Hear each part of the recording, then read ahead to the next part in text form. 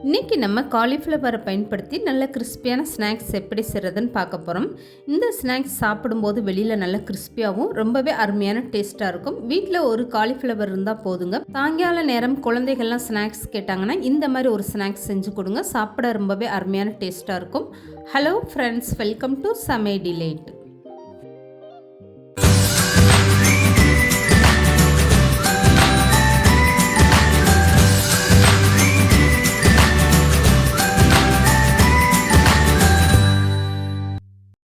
இப்போ இந்த ஸ்நாக்ஸ் செய்கிறதுக்காக ஒரு காலிஃப்ளவர் எடுத்துக்கோங்க. இதை இந்த காம்பு பகுதியெல்லாம் கட் பண்ணிவிட்டு இந்த மாதிரி நல்ல பெரிய பெரிய பூவாக நீங்கள் கட் பண்ணி எடுத்துக்கோங்க.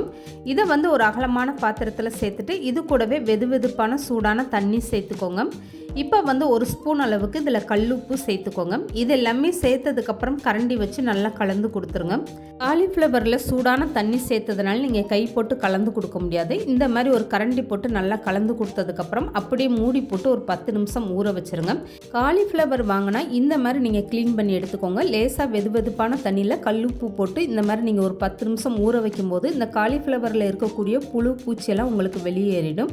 இப்போது 10 நிமிஷம் இந்த காலிஃப்ளவர் நல்ல சூடான தண்ணியில் ஊறிடுச்சு. இதுக்கப்புறமா மூடி ஓப்பன் பண்ணிவிட்டு இந்த காலிஃப்ளவரை இன்னும் ஒரு டைம் கரண்டி வச்சு இந்த மாதிரி நல்லா கலந்து கொடுத்துருங்க. இதுக்கப்புறமா காலிஃப்ளவரை தண்ணியிலேருந்து வெளியே எடுத்துருங்க. எல்லா காலிஃப்ளவரும் இந்த மாதிரி நீங்கள் சூடான தண்ணியிலேருந்து வெளியே எடுத்துட்டு அதுக்கப்புறமா நார்மல் தண்ணி ஊற்றி ஒரு டைம் நல்லா கழுவி எடுத்துக்கோங்க. இந்த மாதிரி நீங்கள் 2 டைம் கழுவி எடுக்கும்போது காலிஃப்ளவரில் சின்ன சின்ன புழு பூச்சியெல்லாம் இருக்கிறது உங்களுக்கு நீட்டாகவே அந்த தண்ணியில் நல்லா வெளியேறி வந்துடும்.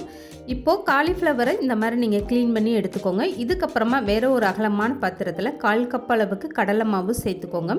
இது கூடவே 1/4 கப் அளவுக்கு அரிசி மாவு சேர்த்துக்கோங்க. இப்போது 1/4 கப் அளவுக்கு இது கூடவே கார்ன்ஃப்ளவர் மாவும் சேர்த்துக்கோங்க. இது கூடவே இப்போ 1 ஸ்பூன் அளவுக்கு நீங்கள் காரத்துக்காக தனி மிளகாய் தூள் சேர்த்துக்கோங்க. 1 ஸ்பூன் அளவுக்கு கரி மசாலா தூளும் 1 ஸ்பூன் அளவுக்கு ஜீரகத்தூளும் சேர்த்துக்கோங்க. இப்போ 1/2 ஸ்பூன் அளவுக்கு இதில் மிளகுத்தூள் சேர்த்துக்கோங்க. உங்களுக்கு காரம் எந்த அளவுக்கு வேணுமோ அதுக்கேற்ற மாதிரி நீங்கள் மிளகுத்தூளும் தனி மிளகாய் தூளோட அளவு கூடுதலாக குறைச்சி எடுத்துக்கோங்க. இப்போ மாவுக்கு தேவையான அளவு உப்பு சேர்த்துக்கோங்க.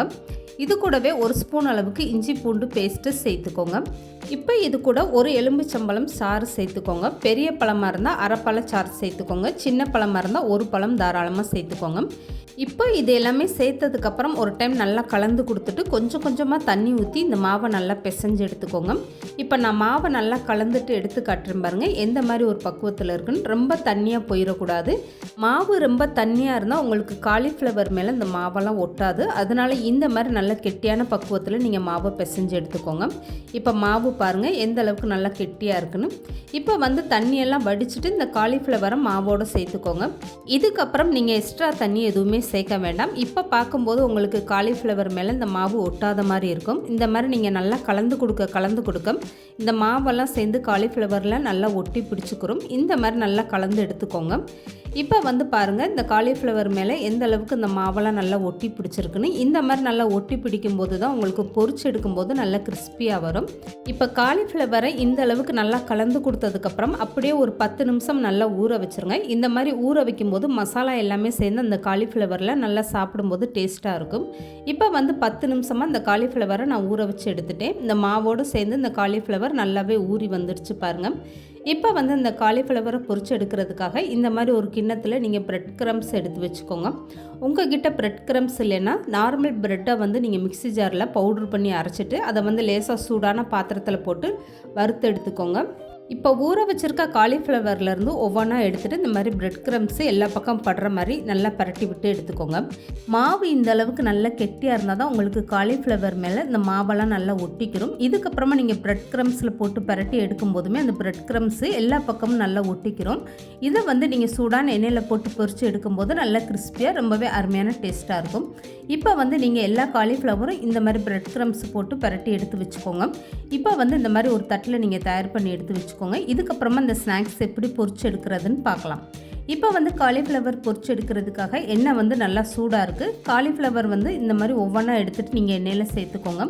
எண்ணெய் ரொம்ப கொதிச்சு இருக்கக்கூடாது. அப்போ போட்டதுமே உங்களுக்கு கரிஞ்சு போயிடும். இந்த மாதிரி மீடியமான சூடாக எண்ணெயை வச்சுட்டு இதுக்கப்புறமா ஒவ்வொரு காலிஃப்ளவரை அந்த மாதிரி தள்ளி தள்ளி சேர்த்துக்கோங்க. காலிஃப்ளவர் எல்லாமே எண்ணெயில் சேர்த்ததுக்கப்புறம் ஸ்டவ்வை மீடியமாக வச்சுக்கோங்க. இந்த காலிஃப்ளவர் நீங்கள் எண்ணெயில் சேர்த்ததும் உடனே கரண்டி போட்டு பரட்டி விடக்கூடாது. உடனே கரண்டி போட்டு காலிஃப்ளவர் பரட்டி விட்டிங்கன்னா இந்த பிரெட் க்ரம்ஸ் எல்லாமே எண்ணெயோடு கரைஞ்சிட்டு வந்துடும். அதனால் ஒரு 3 நிமிஷம்னாலும் நல்லா பொரிய விட்டுருங்க. அதுக்கப்புறமா ஸ்டவ்வை குறைச்சி வச்சுட்டே இந்த மாதிரி நல்லா பொரிச்சு எடுத்துக்கோங்க. இப்போ பாருங்கள், இந்த காலிஃப்ளவர் 2 பக்கம் நல்லா செவந்து கிறிஸ்பியாக ரொம்பவே சூப்பராக வந்துருச்சு பாருங்கள்.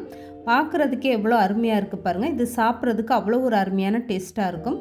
கொஞ்சம் கூட அந்த பிரெட் க்ரம்ஸ் எல்லாம் எண்ணெயில் உதிர்ந்து போகாமல் இந்த காலிஃப்ளவரோடு எந்த அளவுக்கு நல்லா ஒட்டி பிடிச்சிட்டு நல்லா கிறிஸ்பியாக இருக்குது பாருங்கள்.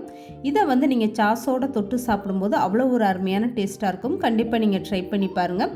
இந்த வீடியோ பிடிச்சிருந்தா லைக் பண்ணுங்கள், ஷேர் பண்ணுங்கள். மறக்காமல் சமையல் டிலீட் சேனலை சப்ஸ்கிரைப் பண்ணுங்கள்.